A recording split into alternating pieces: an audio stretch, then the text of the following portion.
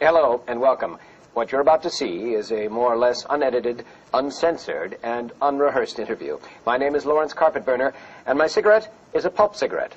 The cigarette you never smoke, you merely hold.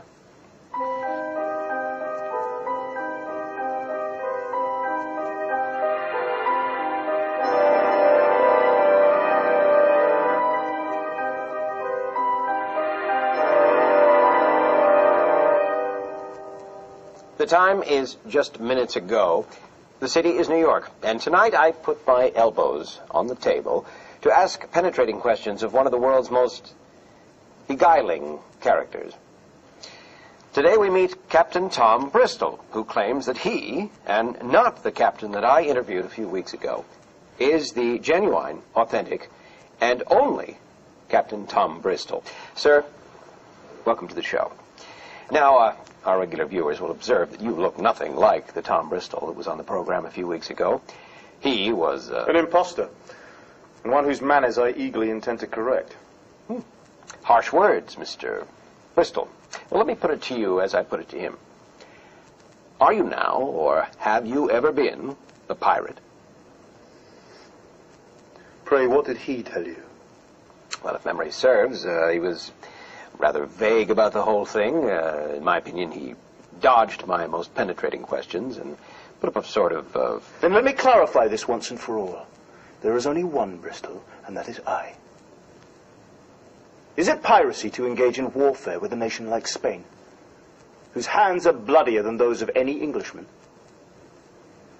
Call them pirates that engage in robbery, murder, and rapine. Call Bristol a pirate and you miss the point entirely. Now, I'm just going to look up the word rapine.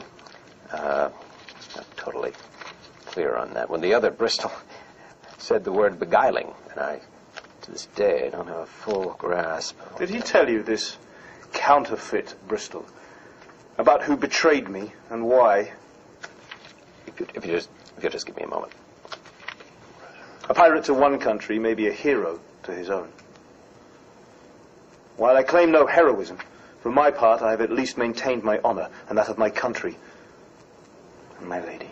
Ah, here it is. Rapier. A light sword. And here's an illustration.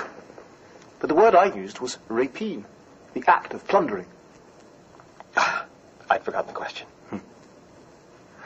If you were on my crew, Mr. Carpetbagger, whatever. If you were on my crew, you'd feel the cat o' nine in short order. What the devil is that you're holding? It looks like the linstocks we used to light the cannons with. It's a pulp cigarette, the one you merely hold. That's funny. The other Captain Bristol made the same observation. Well, a broken clock is right at least twice a day. So, any more questions? No, I think that about covers it. Well, I'm just a puddle of relief to tell you that that's all we have time for today.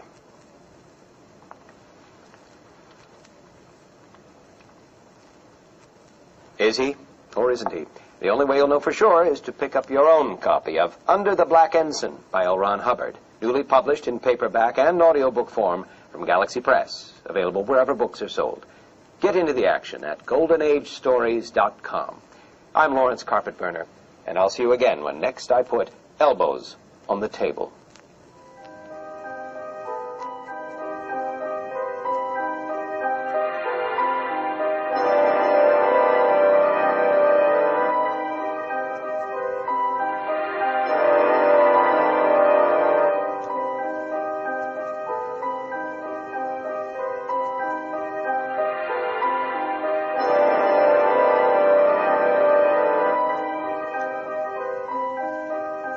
You can keep that if you like. Oh, thanks very much.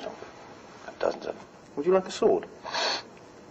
Really? Yeah, I've got a spare one out the back. My own sword? Yeah. I was never allowed to have a sword as a boy. I was never allowed to have a butter knife. Really? You poor boy.